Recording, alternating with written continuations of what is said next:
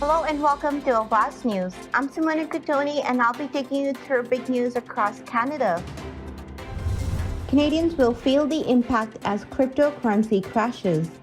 While global aid is diverted due to Ukraine, children are starving in Nigeria. Ontario party leaders to square off in primetime debate on May 16. Indigenous groups welcome Pope Francis' planned Canadian tour.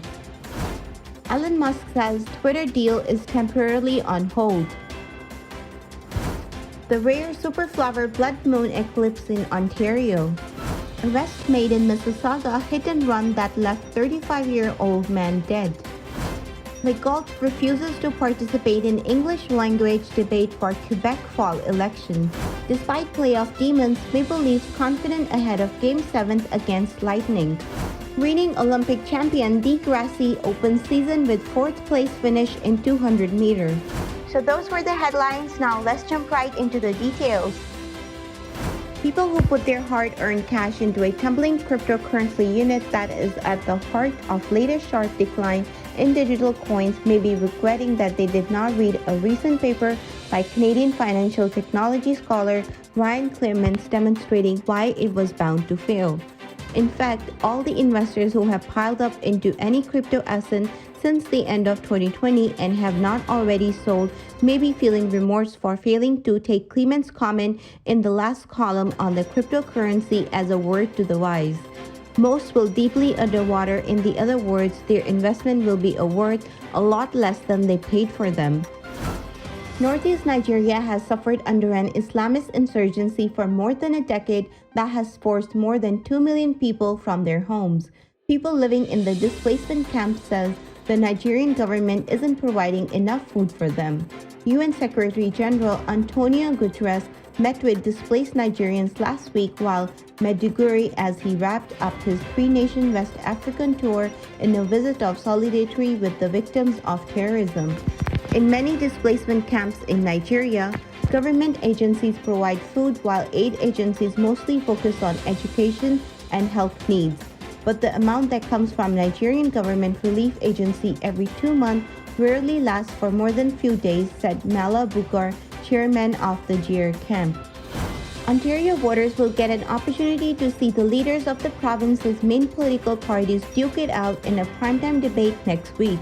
With a little more than 2 weeks before voters head out to the polls on June 2nd, the debate will see leaders of each party field questions selected by journalists as well as from the Ontario voters. The debate will be hosted by the journalist Steve Packin of TVO and Alithia Raj of the Toronto Star. Indigenous groups are welcoming news that Pope Francis plans to visit Canada this summer following his apology last month for the Roman Catholic Church's role in residential schools. The Vatican said Friday that the pontiff is to stop in Alberta, Quebec, and Nunavut, and that capital cities of Edmonton, Quebec City, and Iqaluit are to be act as bases for the trip from July 24th to 29.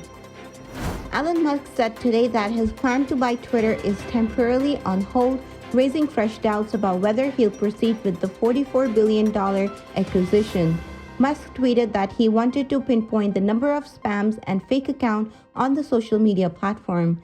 Musk has been vocal about his desire to clean up Twitter's problem with the spam bot that mimic real people and appeared to question whether the company was underreporting them.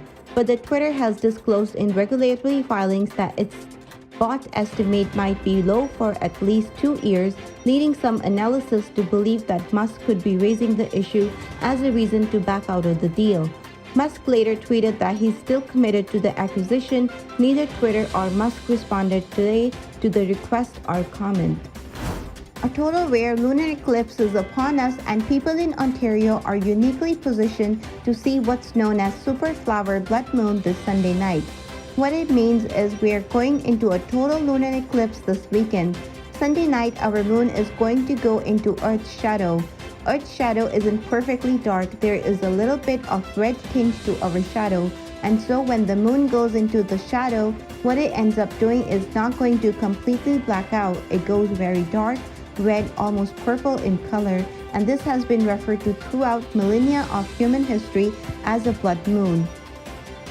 Investigators have made an arrest in fatal hit-and-run incident that left a 35-year-old man dead in Mississauga back in December. According to Peel Region Police, he had just left a restaurant and was walking back to his tractor-trailer, which he had left parked at the gas station across the road. He was struck by a 2008-2012 black Ford Escape SUV as he reached to the eastbound curb lane. The driver of the vehicle fled the scene without stopping, police said. Investigators announced Friday that he made an arrest in that case on May 12 in collaboration with Toronto Police.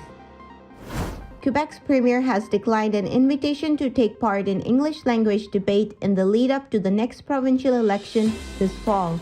"We have declined invitation for 2 debates, including one in English," said Awaz, the spokesperson for François Legault.